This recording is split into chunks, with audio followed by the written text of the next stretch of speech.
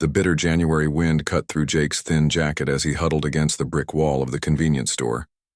At 17, he had gotten pretty good at finding spots that blocked the worst of the weather. This particular corner in downtown Pittsburgh had become one of his regular shelters over the past 8 months. 8 months. Sometimes it felt like a lifetime since his mom had passed away. Other times the memory of her voice still seemed so fresh that he'd turn around, half expecting to see her standing there with that gentle smile of hers. Jake pulled his knit cap lower over his ears and adjusted the cardboard sign propped against his backpack. Anything helps, God bless. The words were starting to fade after weeks of use. He'd need to make a new one soon, maybe tomorrow if he could find another piece of cardboard. A middle-aged woman walked past, then hesitated and doubled back. "You hungry, honey?" she asked, holding out a paper bag. "Yes, ma'am. Thank you." Jake accepted the bag gratefully, finding a sandwich and an apple inside. The woman nodded and continued on her way. He'd learned to spot the kind ones. They looked you in the eye when they spoke to you like you were still a person. As Jake ate his unexpected lunch, he watched people hurrying past. Business people with coffee cups, construction workers heading to job sites, students with backpacks, normal lives. He tried not to feel bitter about it. His mom had always taught him that resentment just made hard times harder. "Count your blessings instead," she would say, even during her worst days of chemo. Jake smiled at the memory. Even now, he could find things to be grateful for. The sandwich, the relatively dry spot he'd found to sleep last night, the library card he still had that let him use computers and stay warm during opening hours. After finishing his meal, Jake gathered his few belongings and headed toward the public library. The 2-mile walk would warm him up, and he needed to check the news. Politics had always interested him, even before he ended up on the streets. His mom used to tease him about it. Her little policy wonk, she called him. The library was busy but not crowded. Jake found an open computer station and logged in. 30 minutes of computer time wasn't much, but he'd become efficient. First, he checked job listings. At 17, with no fixed address and no high school diploma, his options were limited. But he applied to anything that might consider him: dishwashing, stocking shelves, cleaning. With his remaining time, he skimmed the news. The presidential campaign was heating up, with Trump making a comeback bid against his opponents. Jake scrolled through the articles, reading about economic policies and campaign promises. Politics might seem like a strange interest for someone in his situation, but Jake believed it mattered. The decisions made in Washington affected people like him, even if politicians rarely seemed to remember that. When his computer time expired, Jake gathered his things and headed back outside. The afternoon had grown colder and he pulled his jacket tighter. His next stop would be the community center where they served free dinners on Tuesdays. It was a long walk, but worth it for a hot meal. As he walked, a bright flash of red caught his eye. Across the street, a man was setting up a table with Trump campaign materials. Jake paused, watching as the man arranged hats, buttons, and signs. According to the banner, there would be a small rally in the park tomorrow. Politics had always been Jake's escape, even now. Reading about campaigns and policies made him feel connected to the world beyond his immediate struggles. It gave him something to think about besides where to sleep or how to stay warm. The next morning, Jake woke before sunrise in the small alcove behind the dumpsters where he'd spent the night. He'd discovered this spot a few months ago. It was sheltered from the wind and hidden from view, reducing the chances of being hassled by security guards or police. He splashed water on his face from his bottle and ran his fingers through his shaggy brown hair. At the community center, he'd managed to grab a quick shower last week, but he was overdue for another. Looking presentable was important when you were homeless. It made people less likely to avoid you or call the cops. Jake had made a decision overnight. He was going to attend the Trump rally, not because he agreed with everything the former president said, but because he believed in some of the economic policies. Before his mom got sick, she'd had a good manufacturing job that paid their bills and provided health insurance. When the factory closed and moved operations overseas, everything had started to fall apart. With the $5 he'd saved from panhandling, Jake stopped at a dollar store. He bought a piece of poster board and a marker, then found a quiet corner of a park to work. On the board, he carefully wrote, "Homeless but hopeful, Trump 2024. It wasn't fancy, but it was honest. The rally was scheduled for noon in Market Square. Jake arrived early, watching as volunteers set up speakers and security personnel took their positions. The crowd was smaller than what you'd see on TV for major campaign events, maybe 100 people at most. This was just a local supporter event, not an official campaign stop. Jake stood at the edge of the gathering, holding his sign. A few people glanced his way, some with surprise, others with approval. An older man in a MAGA hat gave him a thumbs. As speakers took turns at the microphone talking about why they supported Trump, Jake listened intently. They spoke about jobs, about American manufacturing, about securing borders. Some of it resonated with him, some didn't. Politics was complicated that way. "Hey, kid," a voice said beside him. Jake turned to see a woman with a press badge. "I'm Liz from Channel 4 News. Mind if I ask why you're supporting Trump while being homeless? Seems unexpected." Jake hesitated. He'd never been interviewed before, but maybe people needed to hear from someone like him. "Sure," he said. "I can talk." The reporter motioned to her cameraman, who pointed his equipment toward Jake. A small red light blinked on. "I'm here with a young supporter at today's Trump rally," the reporter began. "He's holding a sign that says he's homeless. Can you tell us why you're supporting former President Trump in this situation?" Jake took a deep breath. "I'm supporting Trump because I believe in his economic policies. My mom lost her manufacturing job when I was younger because the company moved overseas. She got sick later and without good insurance." He paused, swallowing hard. "I ended up on my own after she passed. I think we need policies that bring good jobs back to America, jobs that can support families. But critics would say Trump's policies haven't historically helped people in situations like yours," the reporter pressed. Jake nodded. "Maybe. But sometimes you have to believe in something bigger than your current situation. I don't agree with everything he says, but I believe in having strong American businesses that create jobs for regular people. That's what would help me, and others like me the most. Opportunity, not just assistance." The reporter seemed surprised by his articulate response. "How old are you?" 17, Jake answered. "And how long have you been homeless?" "About 8 months since my mom died." The interview continued for a few more minutes, with Jake explaining his perspective on various policies. He didn't pretend to be an expert, just someone with opinions, based on his own experiences. When the camera finally turned off, the reporter thanked him. "That was really interesting. Not what I expected, honestly." Jake shrugged. "People are complicated. We don't all fit into neat categories." After the rally ended, Jake helped the volunteers pick up trash. One of them offered him a Trump hat, which he gratefully accepted. Anything new was a treasure when you had so little. As evening approached, Jake made his way back to his sleeping spot behind the dumpsters. He was tired, but felt good about the day. For a few hours, he'd been more than just a homeless kid.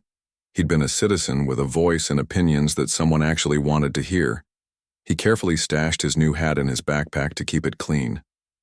His sign he propped against the wall. The blank side could be reused for panhandling tomorrow. Jake laid out his sleeping bag on the flattened cardboard that served as his mattress and settled in for the night. The temperature was dropping, and his breath formed small clouds in the air. Jake pulled his sleeping bag up to his chin and thought about the day. The rally, the interview. For a brief moment, he'd felt visible again.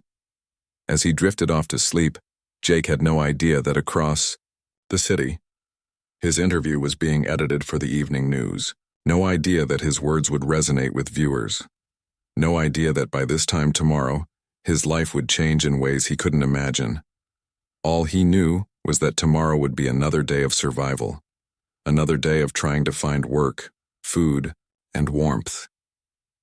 Another day of hoping for something better. Little did he know, better was already on its way. Jake woke to the sound of garbage trucks in the alley. The metal dumpster he slept behind shook as workers emptied the neighboring bin. He quickly gathered his sleeping bag and backpack, stepping out of sight before anyone could spot him. Getting caught sleeping behind businesses usually meant being told to move along, sometimes with threats of calling the police. The morning air was crisp, but less bitter than yesterday. Jake checked his watch, an old Timex that had belonged to his mom. It was just past 6:30 a.m. The early start wasn't by choice, but it gave him time to get to the corner store where the owner sometimes offered day-old pastries to the morning. Regulars, his polite term for the homeless folks who gathered there. As Jake walked, he noticed more people than usual glancing his way. One woman even pointed at him and whispered something to her companion. Jake checked his clothes self-consciously. Was something wrong with how he looked? He was used to being invisible on these streets, not the subject of attention. At the corner, store Mr. Chen, the owner, waved him in. "Jake, I saw you on the news last night." Jake froze. "What?" "Channel 4, the interview at the rally. My wife and I couldn't believe it. Here, take extra today." Mr. Chen handed him a bag with 3 pastries instead of the usual one. Jake took the bag, stunned. They actually showed that on TV? Primetime news. "You spoke very well. Very thoughtful, young man." Mr. Chen beamed at him like he was suddenly someone important. "Thanks, Mr. Chen," Jake managed, still processing this information. The interview had been short. He'd figured maybe they'd use a 5-second clip, if anything at all. As he left the store, Jake pulled out his phone, an ancient model with a cracked screen that could no longer connect to cellular service but still worked on Wi-Fi. He needed to find a signal to see this news clip for himself. The public library wouldn't open for hours. Jake headed to the coffee shop where he sometimes lingered outside to catch their Wi-Fi signal. The baristas there varied from sympathetic to hostile, depending on who was working. Today he was lucky. It was Tina, who never chased him away. "Hey there," she called from the doorway. "You're the kid from the news, right?" Jake nodded, still uncomfortable with this strange new recognition. "Come in for a bit, it's slow right now." She held the door open. "Coffee's on me." Inside, Jake connected to the Wi-Fi and searched for the Channel 4 news clip. He found it quickly. It had been uploaded to their website and social media. His hands trembled slightly as he pressed play. The clip was longer than he expected, nearly 3 minutes of his interview. They'd edited it well, keeping his most articulate points about jobs, opportunity, and his personal story. The comments section was flooded with reactions. "This kid gets it more than most adults. Someone hire him already. Regardless of politics, this young man deserves a chance. Who is this kid? How can we help him?" But what truly shocked Jake was the view count. The clip had been posted last night and had already had over 500,000 views. As he stared at the number, it ticked up to 500,126. "You've gone viral," Tina said, setting a hot coffee beside him. "People are talking about you all over town." "I don't understand," Jake murmured. "I didn't say anything special. You were honest. That stands out these days." She tilted her head. "Also, your story is heartbreaking. 17 and homeless after your mom died. People care about that." Jake sipped the coffee, its warmth spreading through him. He scrolled through more comments, overwhelmed by the reactions. Some people were arguing about politics, but most were expressing concern for him. A few even asked how to send him money or help. The idea that strangers wanted to help him felt strange. Jake had been invisible for so long. Just another kid on the streets that people walked past without seeing. Now, suddenly, people were looking for him. As he finished his coffee, the door chimed and a well-dressed man in his 40s entered. He scanned the nearly empty cafe, his eyes landing on Jake. "Excuse me," he said, approaching cautiously. "Are you the young man from the news last night? The one at the rally?" Jake tensed. Years on the street had taught him caution around strangers. "Why?" The man smiled reassuringly. "I'm Paul Wilson from WPTT Radio. We'd like to interview you for our morning show. We can pay you for your time, $200 for a 15-minute segment." $200. That was more money than Jake had seen in months. It could buy him a decent sleeping bag for the cold nights, new shoes to replace his worn-out ones, maybe even a cheap motel room for a few nights of real sleep. "What would I have to talk about?" Jake asked. "Just your story. Your thoughts on policies that affect people in your situation. The same things you discussed in the TV interview, but more in depth." Jake considered it. The attention made him uncomfortable, but the opportunity was too good to pass up. "Okay," he agreed. "When? Can you come to our studio this morning? It's just a few blocks from here."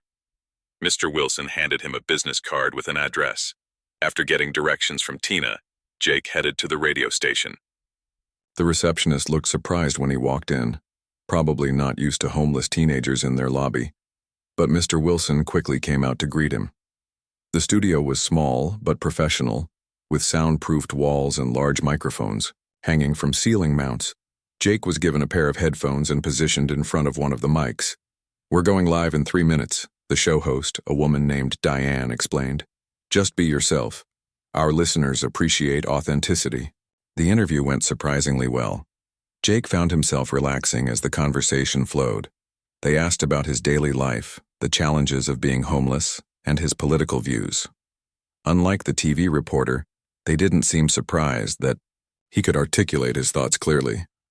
"You're very well spoken for someone your age," Diane commented during a commercial break. "Did you do debate in school or something?" Jake shook his head. "My mom was a big reader. Our apartment was full of books. She taught me that having thoughts wasn't enough. You needed to express them clearly if you wanted anyone to listen." When the interview ended, Mr. Wilson handed Jake 2 crisp $100 bills. "You did great, kid. Our phone lines lit up while you were talking. People want to help you." "I'm not looking for charity," Jake said, though he pocketed the money gratefully. "It's not charity to help someone who's trying to help themselves," Diane countered. "You're working against some tough odds. Nothing wrong with accepting a hand up." As promised, the interview had taken only 15 minutes, but Jake ended up staying at the station for nearly an hour as staff members came by to meet him. One brought him a sandwich from the deli next door. Another gave him a station-branded hoodie that was thicker and warmer than his current jacket. When Jake finally left, his phone wouldn't stop buzzing with notifications. The clip from his TV interview had been shared by several major accounts overnight, and the view count was now over 1 million. His story was spreading far beyond Pittsburgh. Jake walked to a nearby park to collect his thoughts. The morning had been surreal. Yesterday he'd been invisible. Today people were stopping him on the street, offering him coffee, wanting to interview him. It was overwhelming. As he sat on a bench, a notification popped up on his phone. Someone had created a GoFundMe page titled, "Help Jake Get Back on His Feet." Jake clicked on it, his mouth dropping open at what he saw. The goal was set at $5,000, but the campaign had already raised over $12,000 in just a few hours. The description read, "This is for Jake, the homeless teen from Pittsburgh who spoke so eloquently about his situation. No matter your politics, this young man deserves a chance at a better life after losing his mother and his home. Let's help him get an education and a fresh start." Jake stared at the screen, unable to believe what he was seeing. People he'd never met were donating money to help him. Comments flooded the page with well wishes and encouragement. His hands shaking, Jake closed the app. It was too much to process. Part of him wanted to run and hide from all this sudden attention. Another part recognized this as the opportunity he'd been waiting for, a chance to climb out of the hole he'd fallen into when his mom died. As the afternoon wore on, Jake's phone continued to buzz with notifications. News outlets beyond Pittsburgh were picking up his story. Social media was amplifying it further. What had started as a simple interview at a small rally was snowballing into something Jake could never have imagined. By evening, when Jake returned to his sleeping spot behind the dumpsters, he knew this might be one of his last nights there. Tomorrow would bring more changes, more attention, more opportunities, more decisions to make. For the first time in 8 months, Jake fell asleep, not worried about surviving another day, but wondering what possibilities tomorrow might bring. Jake woke before sunrise, his body accustomed to the early morning rhythm of street life. For a moment, he forgot about yesterday's events, the viral interview, the radio show, the GoFundMe campaign. Then the notifications on his phone, connected to the coffee shop's Wi-Fi signal that reached his sleeping spot, brought it all rushing back. The GoFundMe had grown overnight. What had been $12,000 yesterday evening was now over $30,000. Jake stared at the number in disbelief. That was more money than he and his mom had lived on for an entire year. Along with the donations came messages, hundreds of them. Some people shared their own stories of hardship and recovery. Others offered jobs, places to stay, or help with education. A few were from media outlets requesting interviews.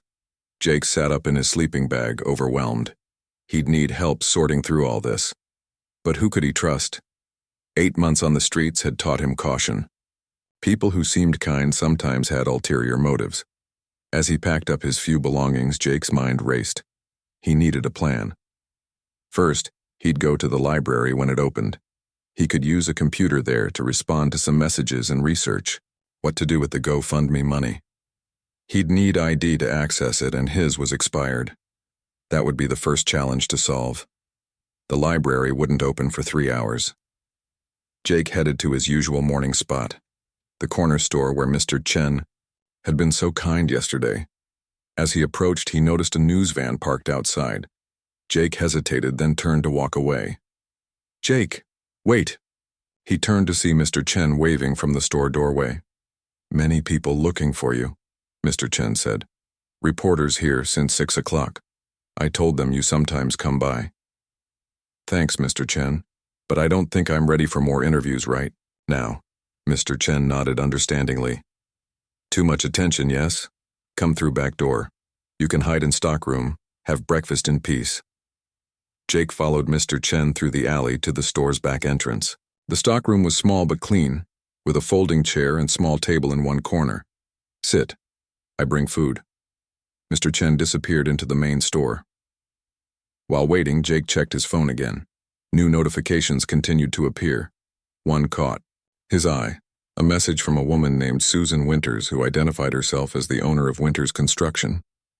"Jake, I was moved by your story. You remind me of my own son at your age. Smart, articulate, dealt a tough hand but not giving up. I have a proposition for you. My company needs workers, and we have a training program for young people without experience.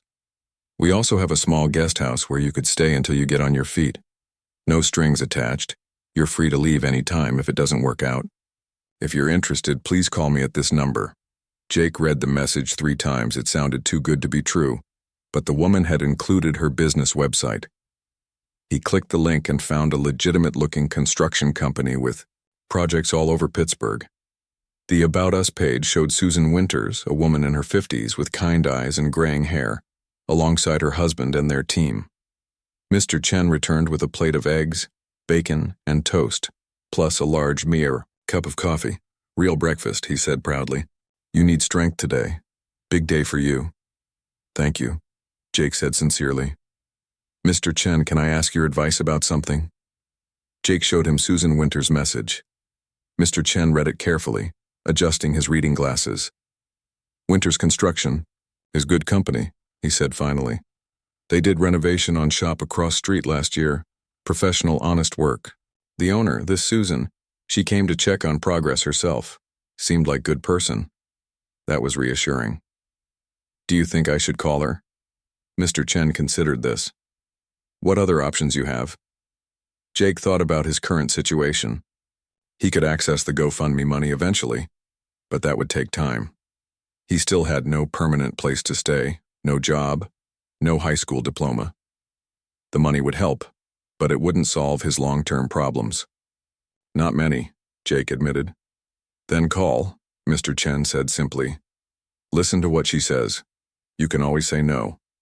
After finishing his breakfast, Jake used Mr. Chen's phone to call Susan Winters. His own phone could only make calls over Wi-Fi, and he wanted privacy for this conversation. Susan answered on the 3rd ring. "Susan Winters." "Hi, Ms. Winters. This is Jake Matthews. You sent me a message about a job and a place to stay?" Jake! Yes, thank you for calling. Her voice was warm but businesslike. Did you have a chance to look at our website? Get a feel for what we do? Yes, ma'am, you seem to handle a lot of commercial renovations. That's right. We're currently working on 3 office buildings downtown and a restaurant in Shadyside. But we also do residential work, kitchens, bathrooms, that sort of thing. And you mentioned a training program?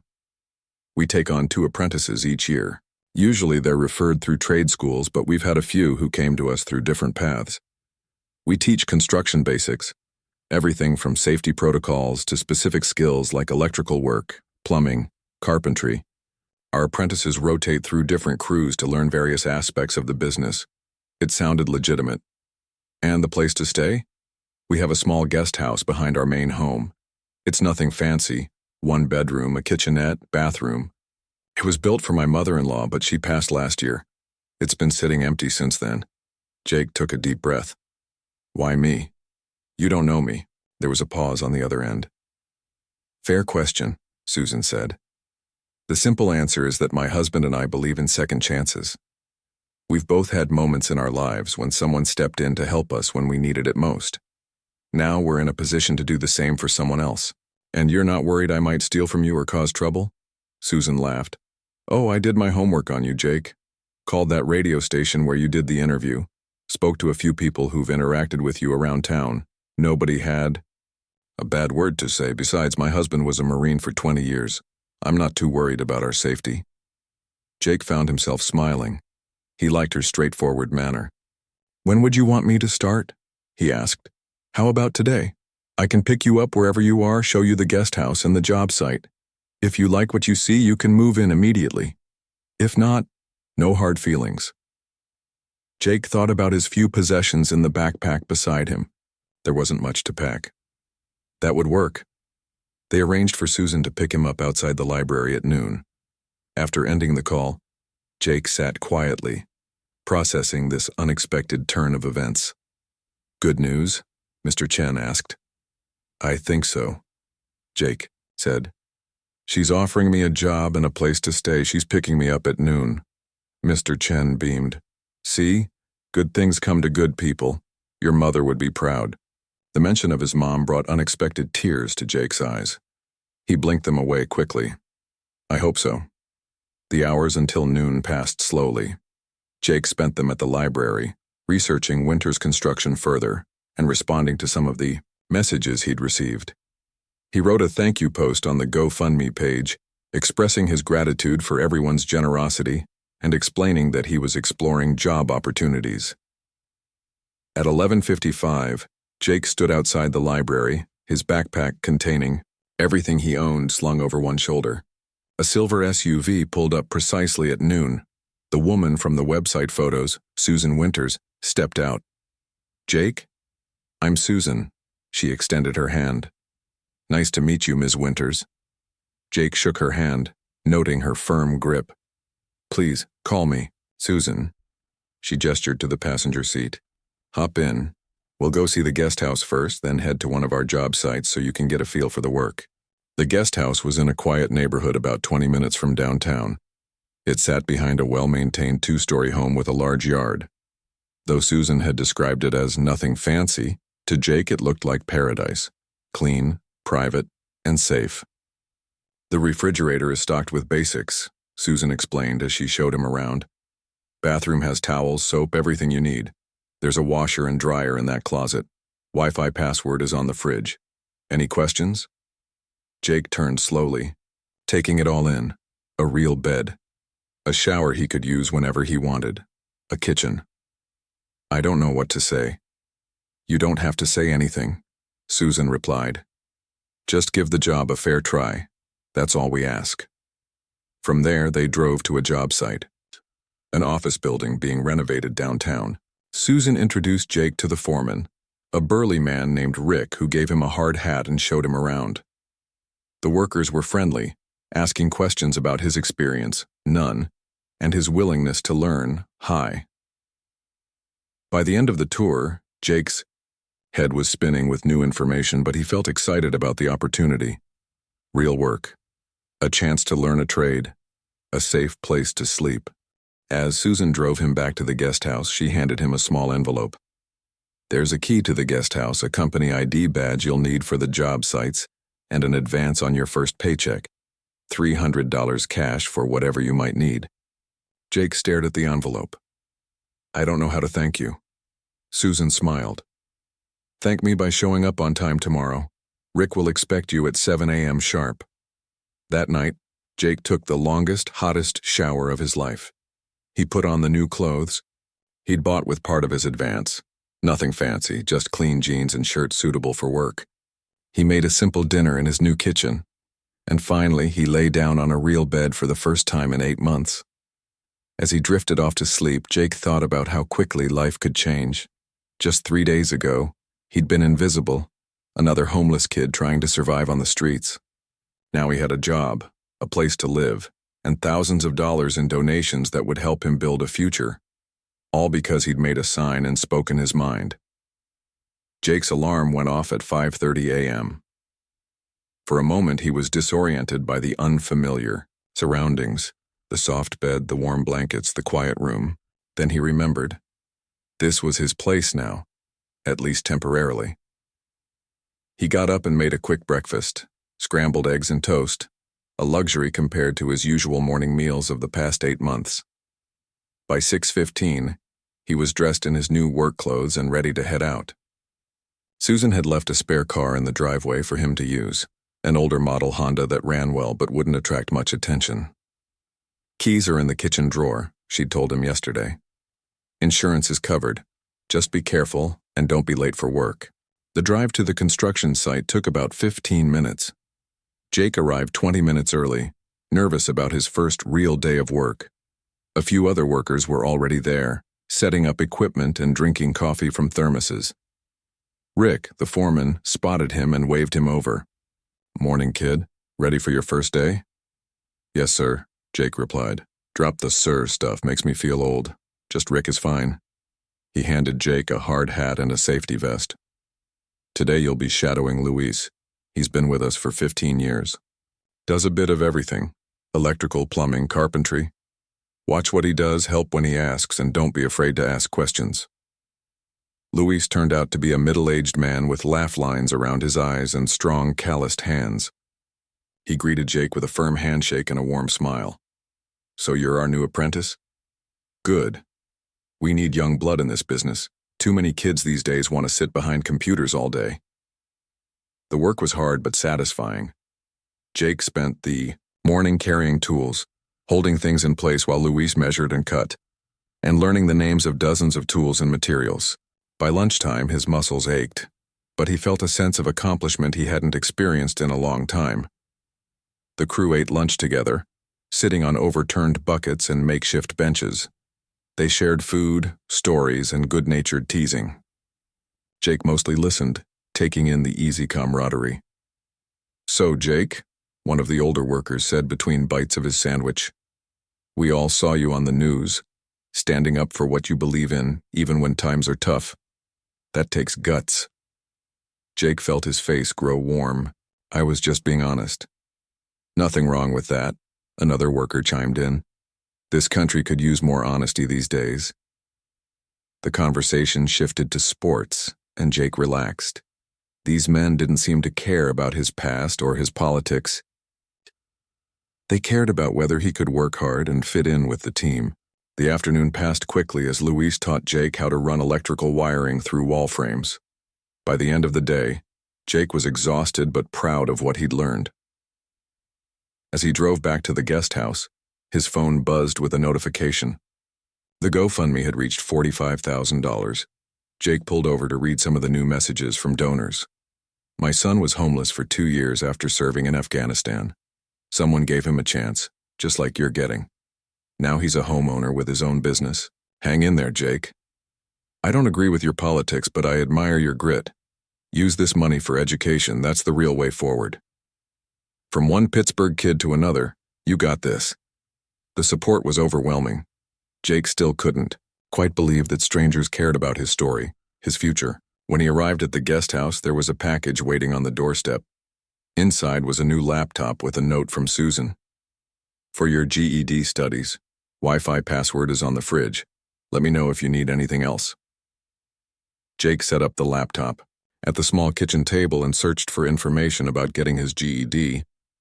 He'd been a good student before his mom got sick, but he'd missed most of his junior year taking care of her, and then dropped out completely after she died. Now at 17, he needed to catch up. He found an online GED prep course and signed up, using some of the money from his advance. Then he spent an hour going through the first lessons, refreshing his memory on basic algebra and English grammar. Around 7 p.m., his phone rang. The number wasn't familiar. "Hello? Is this Jake Matthews?" A man's voice asked. "Yes, who's this?" "My name is David Thompson. I'm an assistant to President Trump. The president saw your interview and was very moved by your story. He'd like to speak with you directly. Would that be okay?" Jake nearly dropped the phone. "President Trump wants to talk to me? Is this some kind of joke?" "No joke, son. He specifically asked to reach out to you. He's got a few minutes right now if you're available." Jake's heart raced. "Yes, I'm available." "Great.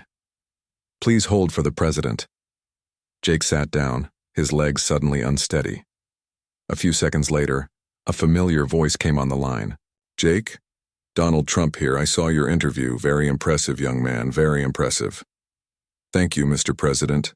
I'm honored you'd call me. When I heard your story, losing your mother, becoming homeless, still believing in America, it really touched me. That's the kind of spirit that makes this country great."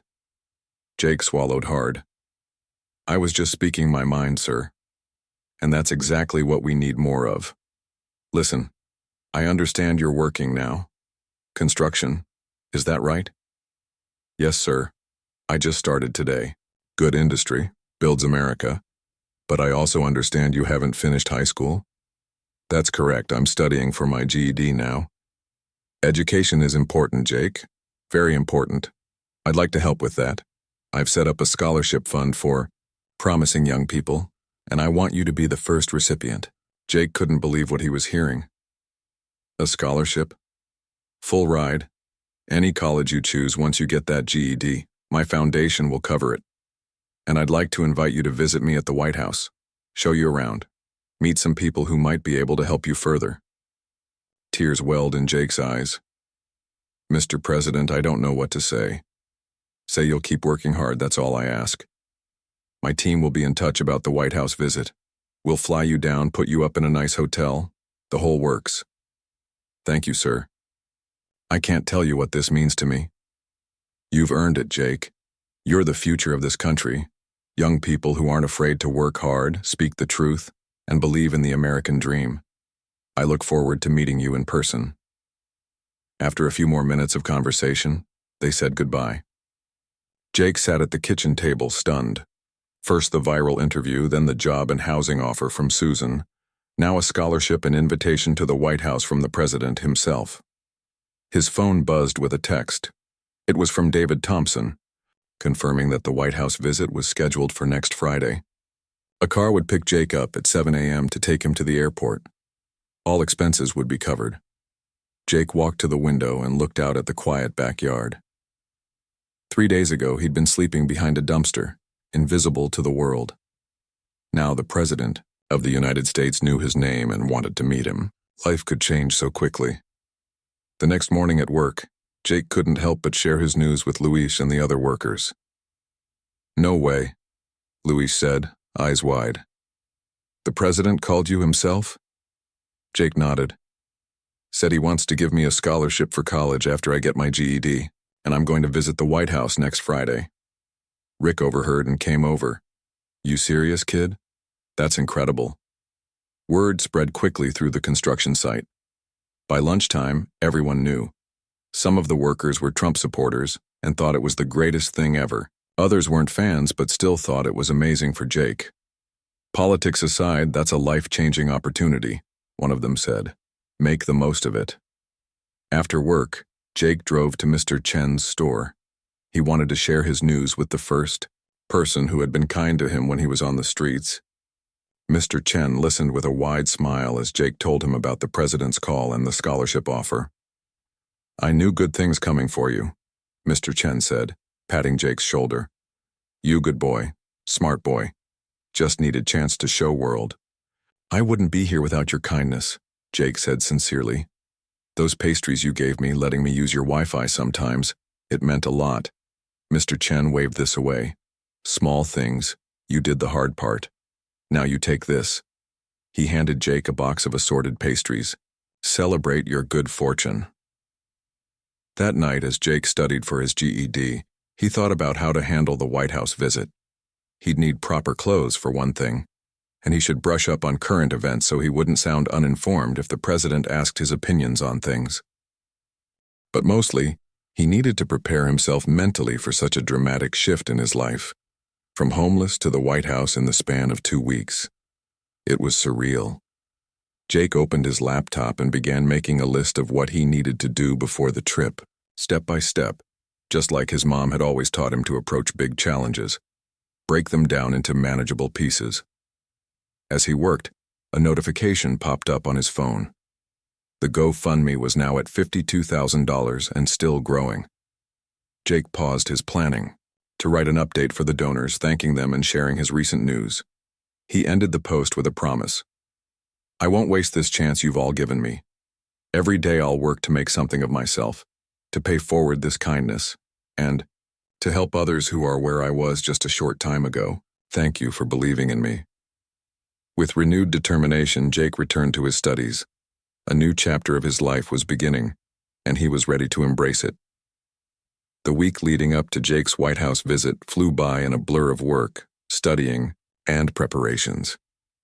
Susan took him shopping for proper clothes, a suit, dress shoes, and a tie that he practiced knotting until his fingers cramped. You look very handsome, Susan told him as he tried on the navy blue suit jacket, like a young man with a bright future. Jake stared at his reflection in the store mirror. The person looking back at him barely resembled the homeless teen who'd held a handmade sign at a rally just 2 weeks ago. Clean-cut, well-dressed, standing tall. This was someone his mother would have been proud to see. Thursday evening, the night before his trip, Jake sat at his kitchen table reviewing the itinerary David Thompson had sent. His flight would leave Pittsburgh at 8:30 a.m., arriving in Washington, D.C. at 9:45. A car would meet him at the airport to take him to his hotel, where he could freshen up before another car would transport him to the White House for a 1 p.m. meeting with the president. The reality of it still hadn't fully sunk in. Jake had watched presidential speeches on the library computers and seen the White House in photos, but tomorrow he would actually be there, meeting the president face-to-face. His phone buzzed with a text from Luis. Ready for the big day, Mr. Famous? Whole crew is rooting for you. Jake smiled and texted back. Nervous but ready. Thanks for everything this week. Luis and the other construction workers had taken Jake under their wing, teaching him new skills each day and encouraging his GED studies during lunch breaks. They'd even pitched in to buy him a nice watch as a gift for his White House visit. Another text came in, this one from Susan. Car will pick you up at 6:30 a.m. Everything's ready. Get some sleep and remember, just be yourself tomorrow. That's who the president wants to meet. Jake set his alarm for 5 a.m., then tried to get some sleep. His mind raced with thoughts of what he'd say to the president, how he'd act in the White House, whether he'd make a good impression. When he finally drifted off, he dreamed of his mother smiling at him, telling him everything would be all right. The morning came quickly. Jake showered, dressed in his new suit, and ate a small breakfast despite his nervous stomach. The car arrived exactly at 6:30, a black town car with a professional driver who handled Jake's small suitcase and held the door for him. At the airport, Jake was surprised to find he had a first-class ticket. He'd never flown before, let alone in first class.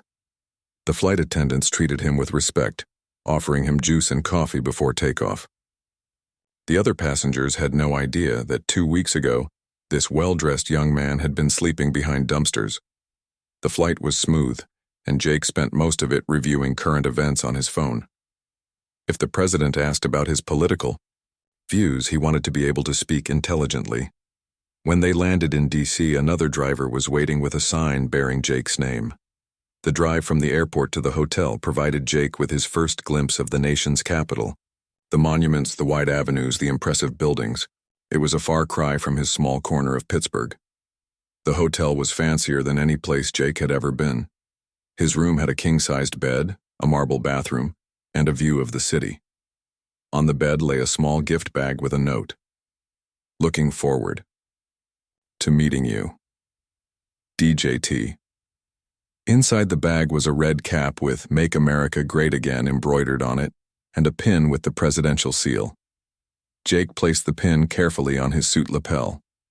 After freshening up, Jake went downstairs where his driver was already waiting. As they approached the White House, Jake's heart began to race. The iconic building grew larger as they neared, its white columns and walls gleaming in the midday sun. At the security gate, Jake presented his ID and the invitation letter. The Secret Service agents checked his name against their list, had him walk through a metal detector, and then escorted him into the White House. The interior was even more impressive than Jake had imagined. Historical paintings, elegant furniture, staff moving purposefully through the halls. Jake was led to a small waiting room where David Thompson, the assistant who had called him, greeted him warmly. "The president is finishing up another meeting," David explained. "He'll be with you shortly. Can I get you anything? Water? Coffee?" "Water would be great, thank you," Jake replied, his mouth suddenly dry. As they waited, David asked Jake about his new job and his GED studies. The conversation helped calm Jake's nerves, and he was in the middle of explaining what he'd learned about electrical wiring when the door opened. President Trump walked in, hand extended. "Jake, great to meet you in person." Jake stood quickly and shook the president's hand. "It's an honor, Mr. President. Thank you for inviting me." "The honor's mine. Come on into the Oval Office. I want to hear more about your story." Jake followed the president into the famous oval-shaped room he'd seen so many times on television. It was surreal to be standing there, looking at the presidential desk, the flags, the windows overlooking the rose garden. "Have a seat," President Trump gestured to one of the couches. "Tell me about this construction job. How's that going?" For the next 30 minutes, Jake found himself in conversation with the President of the United States. They discussed Jake's new job, his plans for education, and his experience of homelessness. The President listened attentively, asking thoughtful questions. "What do you think is the biggest challenge for young people like yourself?" the President asked at one point. Jake considered the question carefully. "I think it's opportunity, sir. Not handouts, but real chances to prove ourselves and build skills. I was lucky. Someone saw potential in me and gave me that chance. But there are thousands of kids out there who just need one person to believe in them." The president nodded. "Well said. That's exactly why I wanted to meet you. You represent what America is all about. Resilience, hard work, not giving up when things get tough." He reached for a folder on the coffee table and handed it to Jake. "Here's the paperwork for your scholarship. Full tuition, books, housing, everything you need once you're ready for college. My foundation will handle all the details." Jake opened the folder, his hands trembling slightly as he read the document inside. It was official, a full scholarship to any college of his choice pending completion of his GED. "Mr. President, I don't know how to thank you. Thank me by succeeding, that's all I ask. And maybe come back and tell me how you're doing from time to time." The president stood and walked to his desk, returning with a small box. "I also have something else for you. This is a special presidential challenge coin. Not many people get these." He placed the gold coin in Jake's palm. One side bore the presidential seal, the other an image of the White House with President Trump's signature. Carry this as a reminder that you can accomplish anything you set your mind to.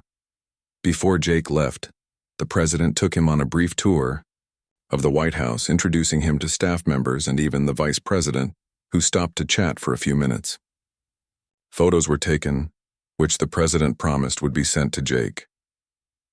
As the visit came to an end, the president walked Jake to the door. "You know, Jake, your story is going to inspire a lot of people. Would you be willing to share it more widely? Talk to young people who might be struggling like you were." Jake nodded. "Yes, sir.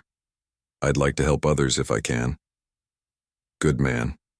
My team will be in touch about some opportunities for you to do just that. With a final handshake, Jake's White House visit concluded.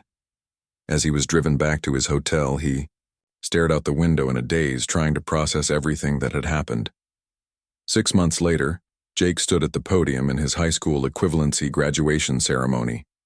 He'd completed his GED studies in record time, scoring top marks in all subjects.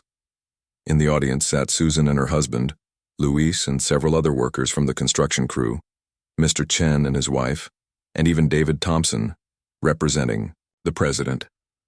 Jake had continued working part-time at Winter's Construction while studying, saving money and learning valuable skills. The GoFundMe, which had eventually reached $68,000, had been carefully managed with the help of a financial advisor Susan had introduced him to. Part had been set aside for college expenses not covered by the scholarship, part invested for the future, and part used to establish a small foundation to help other homeless youth. As Jake accepted his diploma, he thought about the journey that had brought him here, from sleeping on the streets to standing on this stage, from invisibility to having the ear of the president, from hopelessness to a future bright with promise. That evening, as a small celebration dinner wrapped up, Jake excused himself to step outside for a moment of quiet reflection. The night was clear, stars visible despite the city lights. He reached into his pocket and felt the presidential challenge coin he carried everywhere. Jake thought of his mother. "I'm doing okay, Mom," he whispered to the stars. "I think you'd be proud." His phone buzzed with a notification. It was from the college he'd applied to, one of the top construction management programs in the country. With trembling fingers, Jake opened the email. "Dear Mr. Matthews, we are pleased to inform you of your acceptance." Jake smiled. The next chapter of his journey was about to begin,